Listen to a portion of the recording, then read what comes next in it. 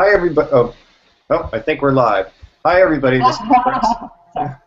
And here with another edition, our final edition of Around the Net with the Coursera UCI MOOC Advanced Instructional Strategies for the Virtual Classroom. And I'm honored today to be joined by two guests. In just a second, I'll introduce them, but some housekeeping items first. The question and answer app enabled in the Hangout. So if you're watching this event, you want to watch it on the event page, and then you'll see a Q&A logo that you can click on. And if you have any questions at any time during our Hangout, you feel free to type them in, and we'll be checking in on those. And if that doesn't work for you for some reason, I'll also be checking on Twitter, and you can use the hashtag AISMOOC, or you can just message me or mention me at CLongHB. So really honored to have two people with us today. First, I'll introduce Renee. Renee is the reigning INACOL Online Teacher of the Year from 2013, correct, Renee? Yes. Yes. Okay, so that's super cool. And she teaches she works about 10 miles from where I am in Anaheim, and her role is a technology specialist now.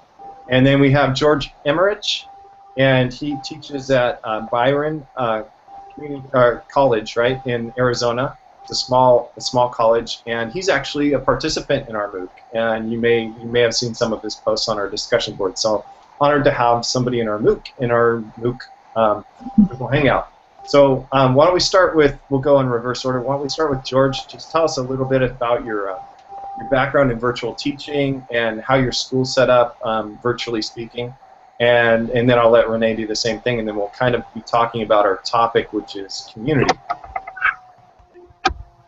Well, first, thank you for having me. I'm honored to be here. This has been a great experience, so thanks. My name is George Emmerich, and I'm from Bryan University in Tempe, Arizona. And we're a small nonprofit university based. We have legal and health informatics verticals. I teach English and sociology within those two programs. And my background in education, I got started in post-secondary, basically right out of college, and started in regulatory compliance, of all things. So that kind of fed into my desire to know more about how the entire machine works, so financial aid down to curriculum design and why courses are assigned 3 credits or 6 credits or 4.2 or whatever it may be, and eventually found a passion for teaching a few years later down the road. So the sociologist in me, that background has driven me to figure out how to use language and signs to incorporate that into learning. So that's me. Okay. Thanks, George. Renee.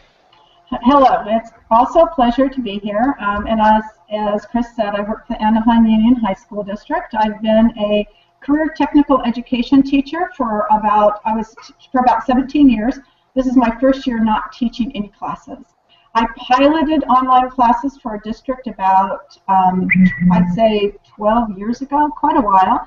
And then we currently have an online program that is teacher developed. We have 10 online teachers, and we, like I said, we develop our own curriculum. And one of the things that I said when we started the online program, I went up to the district and I said, we need a program that's teacher developed, and that community is a vital aspect of that curriculum and those online classes, and that it needs to be very student-centered. So not the traditional online classes we think of typically. And so right now they're not credit recovery classes. Our district does have an online credit recovery program, which I'm not a part of, but they're just your general AP, but regular classes, because I'm a firm believer that online classes should be for all students, and our C students, our B students, and sometimes even our D students will really excel in a regular online class where they might not in a traditional classroom. So I'm a big proponent of teacher-created classes that really develop that community aspect. Okay, thank you. I'm going to kind of play off of what you just said. So a couple of things that stood out. So one, you said traditional online classes, and I kind of what I think that means when I hear that is kind of like go as fast as you can and check stuff off. Is that kind of what you meant by that?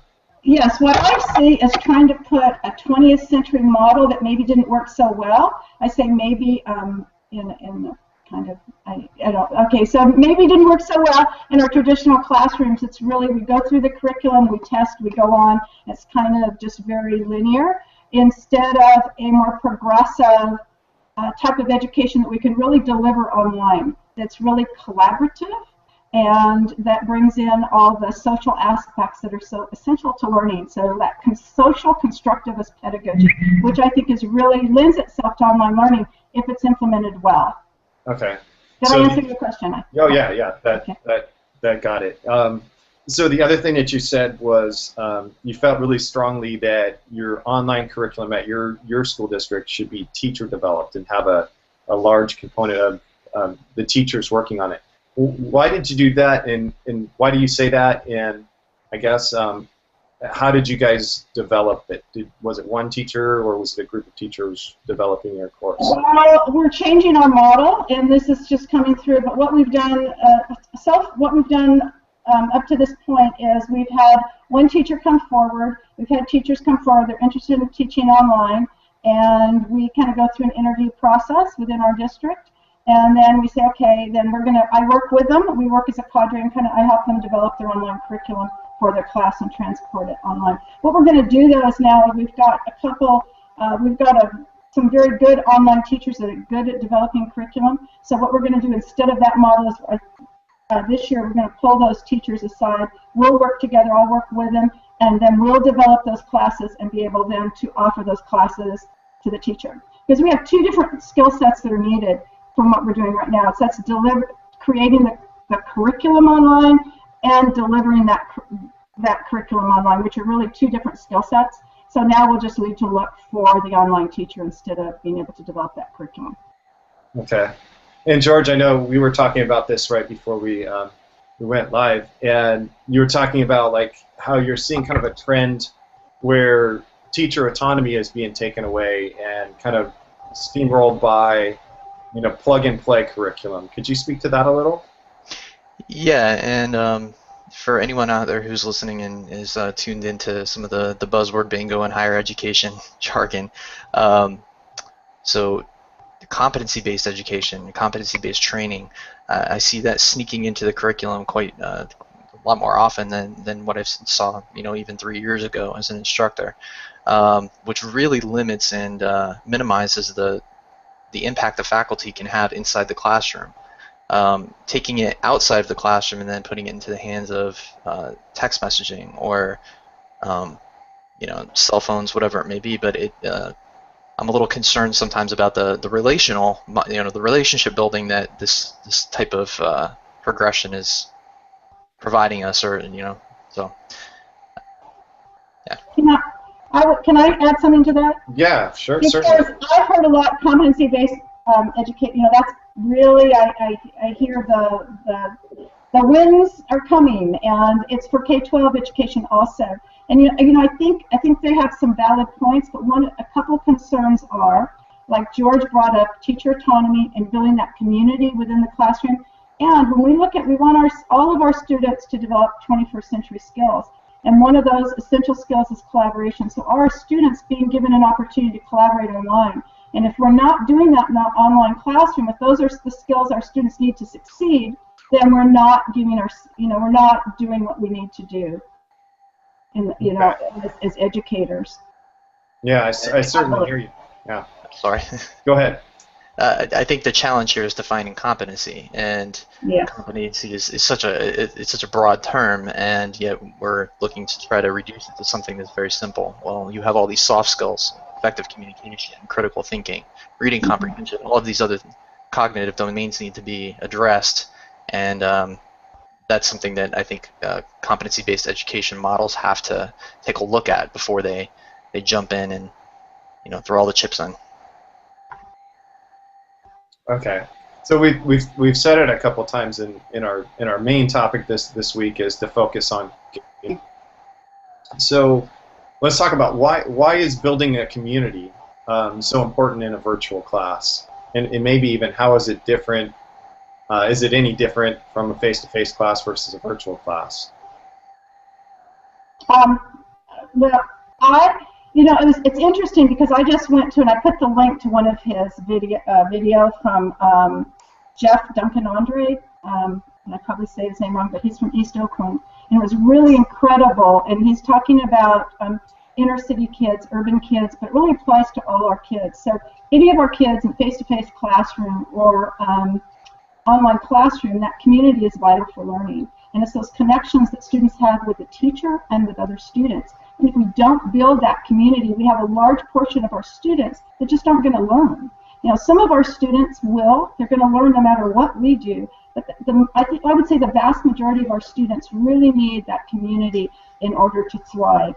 And I've seen that in my online classrooms. I've seen it, and then when I look at listening to these different speakers, the research all supports that. So I would say that it's important in all of our classes, but the strategies we use in an online classroom are going to be different than in a face-to-face classroom. Okay, could you give us like an example of maybe what one of the differences?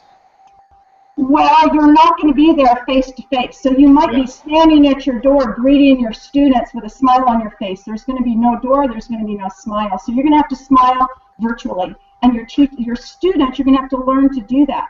And the teachers that do that well, I can tell you, I can go in their classrooms, and those long-term English learners, the English learners, and all those populations are going to be, for the most part, they're going to be doing well in their classes. And the ones that don't do that don't project their personality, and not just their personality, but that approachableness to their students, that their students know that they care about them and they're there to support them.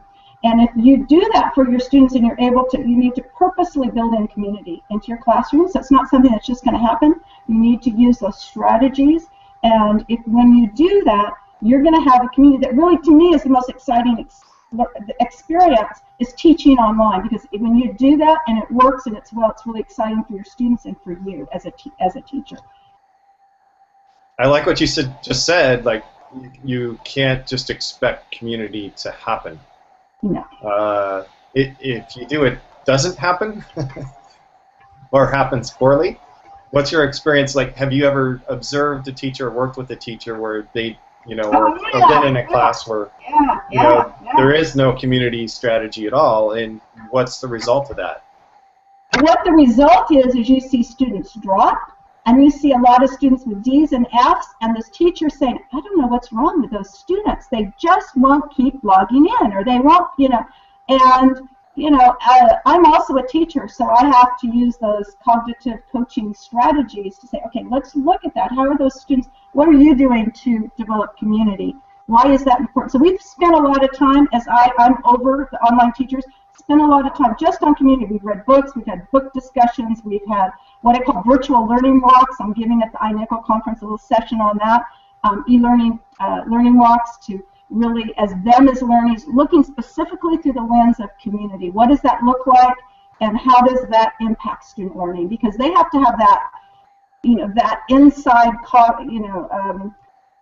realization that this is important to their. But when you see it not happening, you see just, teachers are kind of curt in their responses, and their announcements are curt, their responses back and forth to them are curt, they're not giving students feedback, there isn't that, you see, really that class is a very dry class, and you have a lot of student failure. There's a line, and I can, it's amazing really when you see that.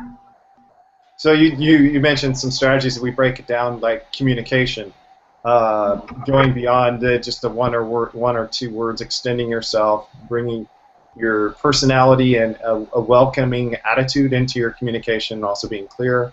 And then you talked about feedback with your students, and ongoing system of feedback and support for your students.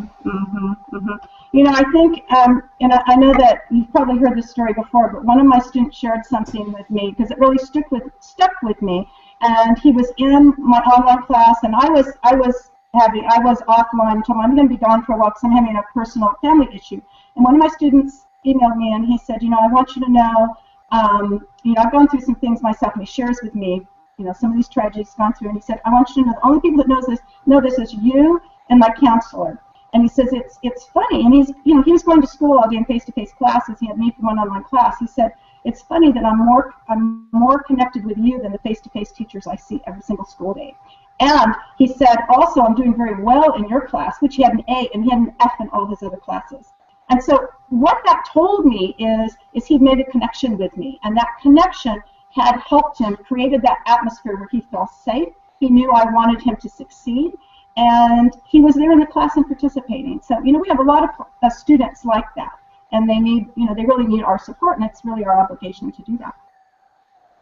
Wow, definitely. What about at a college level, George? Is that any different for what you see at a college or experience at a college? So many of the points that Renee just brought up is something we also do as faculty, and we are also in the practice of making sure we share best practices. So when it comes to feedback in the online course, we do blended. So some of our courses are asynchronous, some of our courses are synchronous. All of them are delivered online. We also do have a small residential campus there too, with a small cohort of students there. But the majority of our students are online, and as I mentioned, they are either asynchronous or synchronous blended. However, that said, when I deliver feedback and when some of my faculty peers deliver feedback, we like to experiment, break the rules now and then. I like to ask for forgiveness later sometimes, but we'll do video feedback rather than just textual feedback, because sometimes that video, that face-to-face, you can really get the sense of who that the instructor is, the person behind that evaluator, and that makes it more real. It makes it flattens the power structure, which I think is important. You know, it kind of challenges that boundary of the sage on the stage to you know, the learner, and I think it's important to kind of break down that structure so that we as faculty members, as instructors, as professors, whatever, we can be approachable. And then we also have a tool outside of the classroom that we developed through Facebook, which is something of its own entity, and it was a pretty amazing journey. Let me know when you're ready for this one. Yeah, so I mean, you're looking at, I want to talk about the video feedback that you mentioned, because that's huge. I've done that before. In the first time I did this, I still remember it. Like it was in a blended class. But the first time it was like one of the first assignments is like the students were submitting something like a getting to know you kind of thing, and I gave video feedback to a few of my students, just experimenting, like you said, and like their eyes lit up the next time they saw me. They had never had a teacher do that before, and it wasn't the red pen. It wasn't like they viewed it totally differently. And as I started using that tool more and more, the assignments took on a different nature. It became more of a conversation, and how are we going to improve? And I'm coaching them. I'm on their side. I want you to get better, instead of I'm the guy with the red pen trying to, you know, find every little minute detail that you missed off and mark your grade down. So it's a game changer. What particular tool did you use to do that? Depends. Sometimes I'll use Corel. Sometimes I'll use Camtasia. It depends on the type of assignment that is involved. What I also like to do is iteration. Again, if I can break that rule from a regulatory standpoint, I will, and I'll let the student revise and then resubmit. So I like to actually do the video feedback, pan out, and then do a screen share of the student's work and go over some specific, you know, 5 items that glow, 5 items that need some growth, and focus on each of those, and then have the student give the student an opportunity within 48 hours to resubmit. I like that. I like how you put a time limit on it. Like, okay, how do I manage this? Well, that's one way. Put a time limit on it.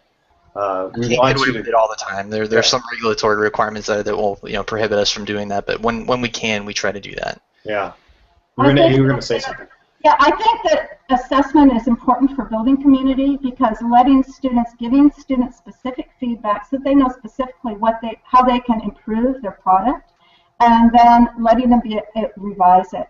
Also, giving them a chance to self-evaluate and peer evaluation. So we do a lot of peer evaluation and self-evaluation, which I think is crucial. So, and like I said, letting them, once they do that, to have the ability to review and revise their work. So it's not a I gotcha, like you said, George, but it's really that you're there to support them and give them feedback because you want them to, be the very best that they can. Let's talk about that for a second. When you do peer feedback, let's say, for the very first time, do you model that? If so, like, how do you model that, and how do you you're in a sense like you have to kind of, I think, teach students how to give feedback to each other that drives the learning forward, right? So what are some practices that you found useful in doing that? Well, I'm very specific, and I have a rubric, and then I show them specifically this is what you're looking for. I can have them, before they give any negative feedback, to give a couple positive, what are 2 things that they did well based on the rubric, what is at least 1 thing they can improve, and then be specific on that. So, if you're modeling good feedback to them, and then they know how to also give that feedback to the other students. And also the same thing, and I think one of the crucial things is having very specific criteria and a rubric so that they know what to look for. That is student-centered, not one of the canned ones you get off the internet that is so big you don't even half the time know what it means, or how you would quantify that, but it's very specific so that students know exactly, this is what needs to be in this product. Okay. George, did you have, I don't know, you look like you had something to say, but maybe not. Yeah, the rubrics made me laugh a little bit. My peers make fun of me for my rubrics. So yeah. Did you go overboard on rubrics, or? Not overboard, but I'm very specific. Oh, okay. There are never any surprises. Do you ever? Okay, so I've used rubrics before, obviously, but do you ever purposely no, I'm not going to use a rubric for this because there's the argument against rubrics that it's too canned, it can limit creativity and so forth. Do you have times where you kind of switch back and forth? Yes, absolutely. On any type of creative product or any type of critical thinking assignment, essentially anything that is really challenging the student where there's no right or wrong answer, but basically assessing students' ability to think about a critical topic and make associations, I'll toss that rubric away and really take a look and then do a qualitative assessment of the assignment. But yeah, it's really hard to measure something that is. I want students to know how they're going to be evaluated, and what I would do for creativity, I wouldn't tell them specifically how they're going to be creative, but I would include that in the rubric. That it's going to, their creativity, or, but more than that. But you have to remember that the last class I've taught for the last couple of years has been a federal law class to federal income tax to high school students. So this doesn't lend itself to creativity.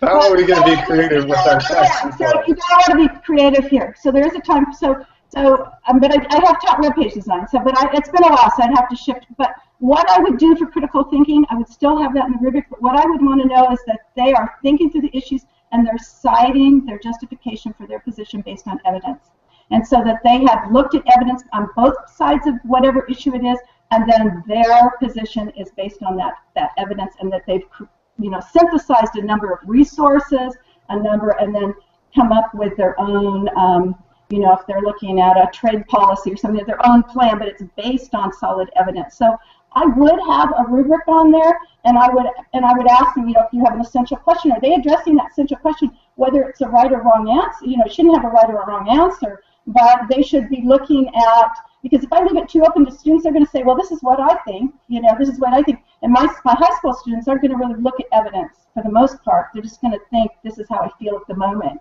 So I want them to shift from how they feel to really looking at evidence from multiple sources and be able to evaluate the authenticity of those sources. So that's what I would do. Yeah. Definitely, I wouldn't disagree with you. We got to be careful when we get creative with our taxes too.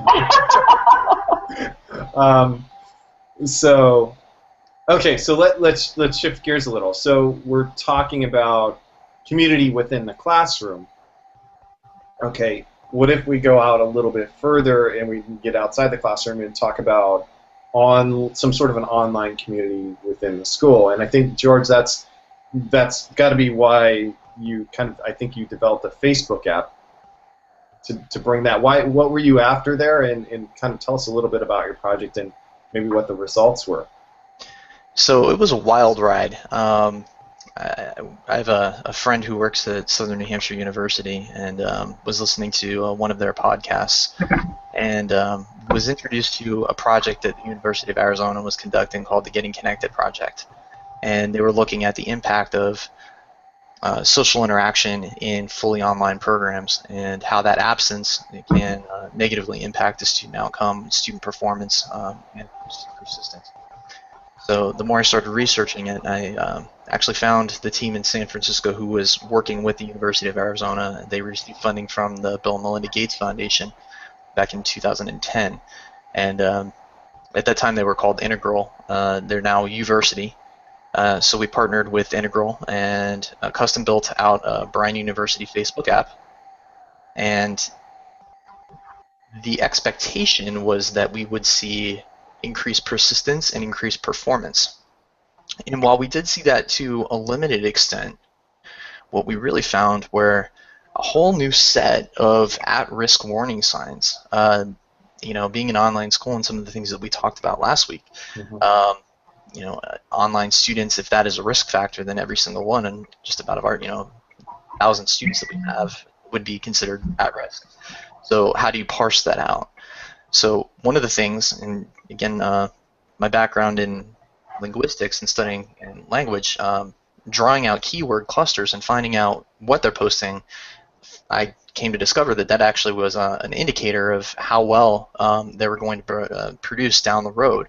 So if there were warning signs such as specifically victimization and violence, if they had mentioned that they've gone through any of those things, typically they're not going to go through that and talk about that in the admissions process, but it will come out in an open environment, or it's more likely to come out in an open environment. But those type of things typically aren't addressed in the onboarding process or in the admissions process. So you find them out after the fact, and then, well, what do you do?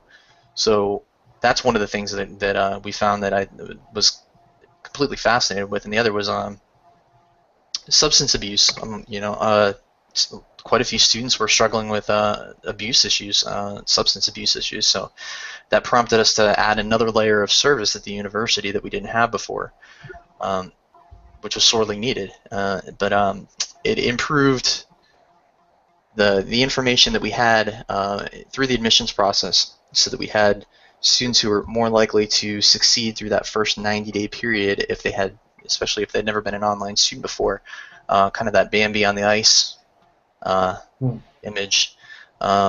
We found much more higher persistence at that point, and also found it to be an incredible tool toward the end of the program with networking with peers and getting ready for graduation, putting together LinkedIn profiles, taking that next step and leveraging social media to become market oneself. So it's didn't do what we thought it was going to do, but it had some other fascinating effects that I think that we'll keep on working at and looking at. That's really interesting. Like you would not think that students would be posting stuff about like drug use and like a school-sponsored like Facebook app, right? So here's where language and the visuals come out. Once you see something that is very loosely branded to the university and looks much more and feels much more like Facebook, the discourse changes and the discourse becomes much more natural, and you start to see these things come out, and these are warning signs. The more and they never would have come out otherwise. Wow, that is very interesting. So that's why in K-12, that's why we're not allowed to have a Facebook page. Yeah. So there you go. But I've actually, have you ever seen your students just by clicking around from one student to another? You've seen them on Twitter, and then you're 3 students removed, and then you see like, oh wow, there's a totally inappropriate picture of, them doing drugs or making drug references or things of that nature. But we don't really monitor that in K-12. Maybe we should, try to get these kids some help instead of just trying to, ignore it. Okay, so so what about the case where you have a class and, it's like it only takes a couple people, but you have a couple people in your class that are maybe difficult, giving you a hard time in the discussion forums, kind of maybe souring that community that you're trying to, encourage and nurture. What are some strategies that you use with situations like that, difficult situations? Can I say this is weird because I've taught online for quite a while, and I've never had this happen. I have had students that didn't do well in an online class, but I haven't had one inappropriate comment. High school students, 9 through 12, in an online discussion, not one inappropriate comment. I had a student once that I had a help discussion, which is just for student to student.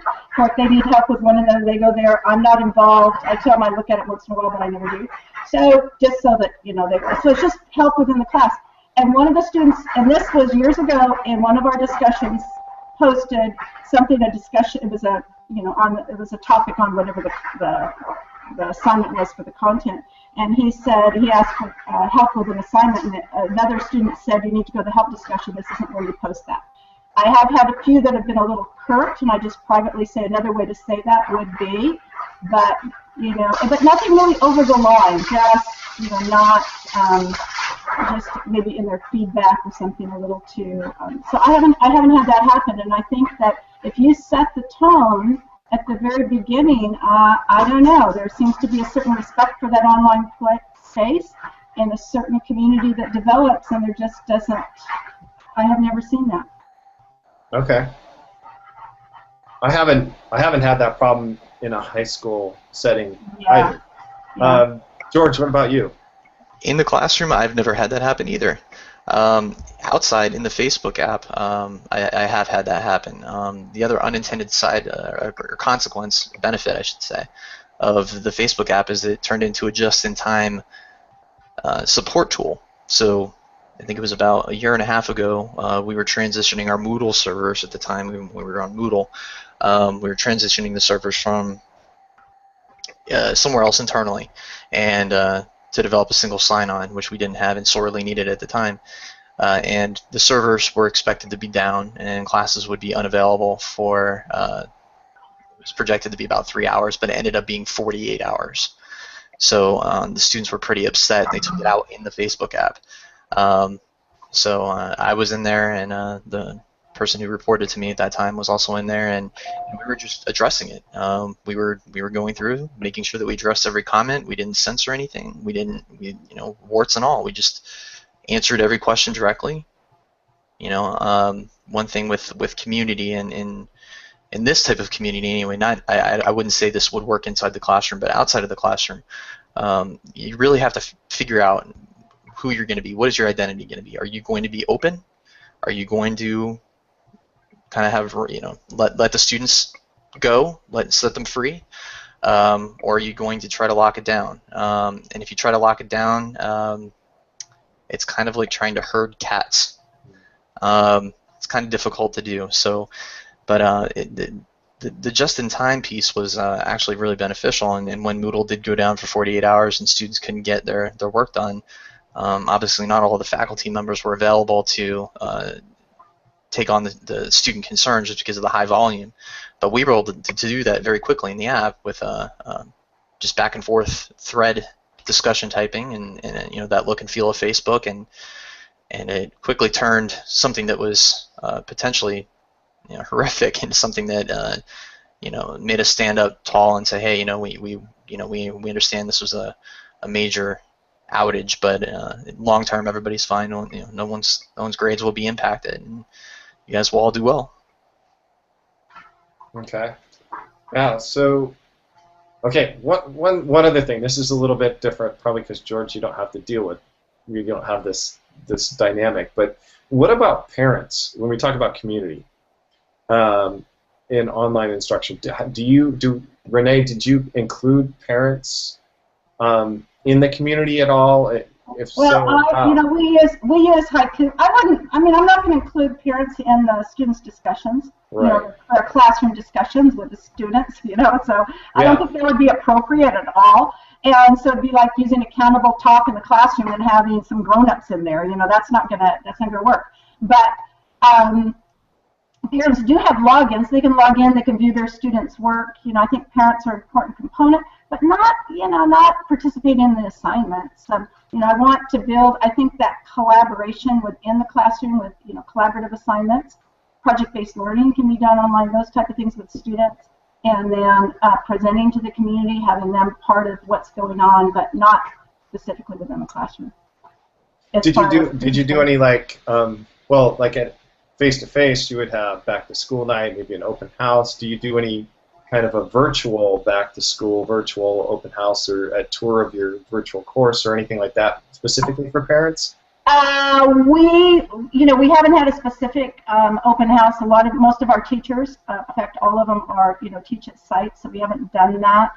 That's something possibly we could do now that we have, using Blackboard Collaborate too, and then with our parent accounts. We just went district wide with Haiku, so we just have the real parent accounts with those. So we're just getting those to work and seeing how all that pans out. But we've had a few teachers already, just in the last few, or students actually, or parents, comment on how beneficial it was to go in and just be able to see the students' work and then their So grade yeah, within. so with the parent account they could see the course material, they could see the student work, but they can't see Yeah, they can't see in someone individual else's. students. Yeah. Yeah, they can only see their child's work. So I think that's good. But we haven't had any open houses. As we grow, that would be something we would do. But right now, we don't do that.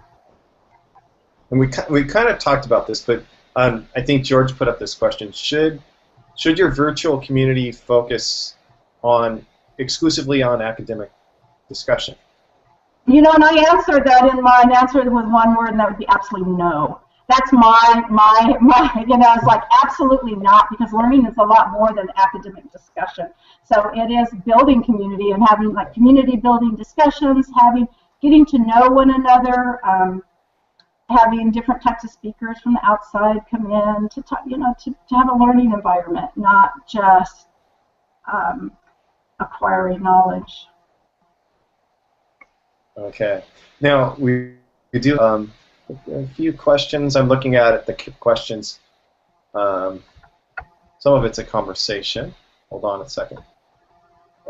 So regarding the use of, this is for George, I think. Regarding the use of Facebook and building community for online instruction, do you suggest students create different professional Facebook accounts or pages so as not to confuse that with the student community with their personal one? And I know some teachers use other things. Maybe it's not Facebook, maybe it's Twitter. Do you encourage the students to have like, okay, have your student Twitter account and then you use your personal one for whatever you want to do? What do you guys do there? So Facebook is kind of unique with its user agreement. It will try to hunt you down if you have more than one account. They're not always successful at doing so, but you're not supposed to do that. And the point behind the Facebook app, when we were conceiving this idea and bringing it into Bryan University, was to try to take what was good, what worked well from the brick and mortar, the residential campus, that college experience. What was missing? What's not present other than the lawn and the random groups of people that might be throwing a football, or the discussions on politics or whatever it might be. That collegial experience, that sense of pride, that freedom to go and talk about other things that are beyond the classroom. That's what was missing. So regarding the use of a professional Facebook profile, that was kind of what we were steering away from that purposely, because we wanted to be natural. We wanted our students to be who they were, so we could have natural conversations, not so that the students would have to take on some type of role that they thought they would have to be at while attending Bryan University. Okay. What about you, Renee? Do you use social media at all in your classes? You know, we were just talking about this today. It violates our board policy, so we can't use it. But what happens in our online classes is our students develop them themselves, and then I don't want to know about them because I can't be, you know, since it violates board policy, we can't do that. Okay. Yeah. So we're a little different in our district. We have some teachers using Twitter and things like that. We do too, but they're all violating board policy, and I'm not ready to do that. Yeah, I'm not ready to get fired yet. So yeah. Yeah. Yeah, there's definitely a fine line, especially with minors. Like. Yes, it does. It is a big difference with minors, yeah. And then if you get, you know, if there's a predator out there, and you know, so. But you know, the interesting thing, you know, I'd have students make the group a site or do different things. I think, yeah, just don't tell me about it. Go talk about it somewhere else, so that I don't, you know. So they would do that, and then giving them a space within haiku where they can. You know, the thing is, I don't want them, you know, particularly with those type of, I don't want them discussing particularly what they did on the weekend or whatnot, you know, so it doesn't get too crazy in there. But one of the things that I did, but this is more at an academic level, but at the same time it helped me to connect with them, is I would do a weekly learning journal. What did they learn? And then ask them specific questions. And I was able to pick up from that many times where students, you know, I was concerned because there was,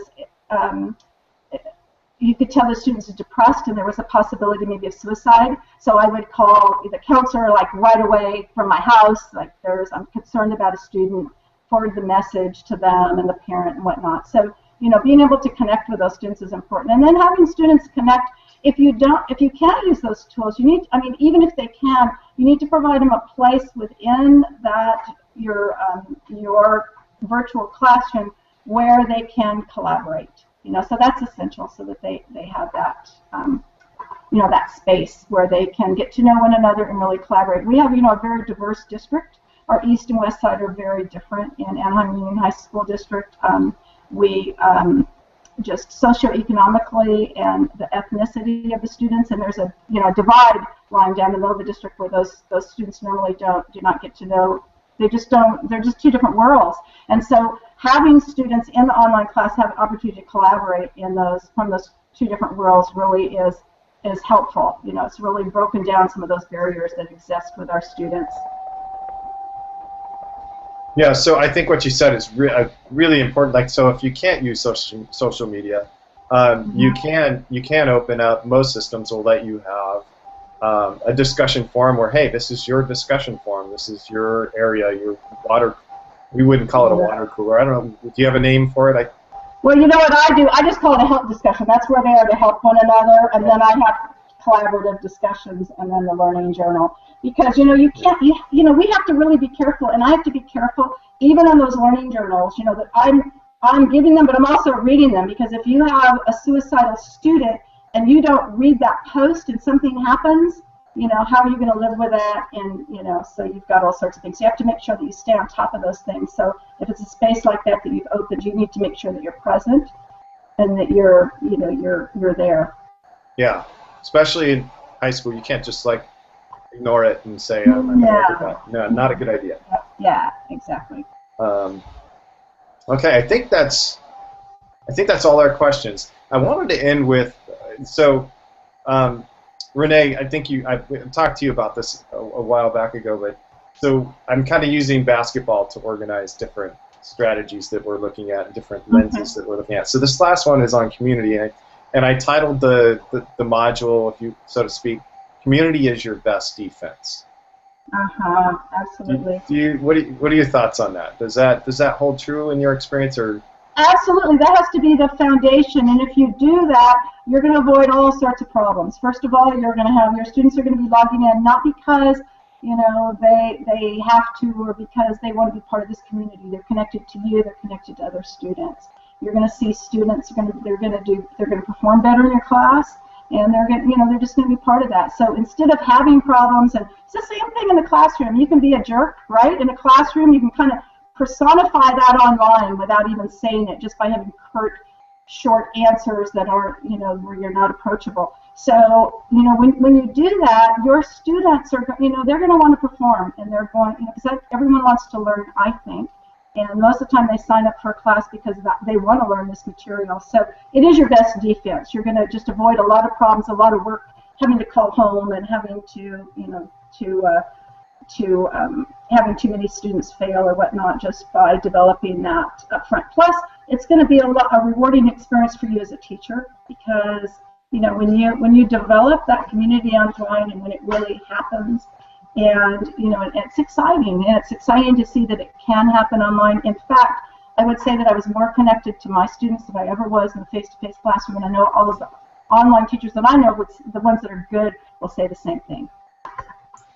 George, thank you. George, what do you think about that statement? Community is your best defense. No one knows what it's like to be an online student better than another online student.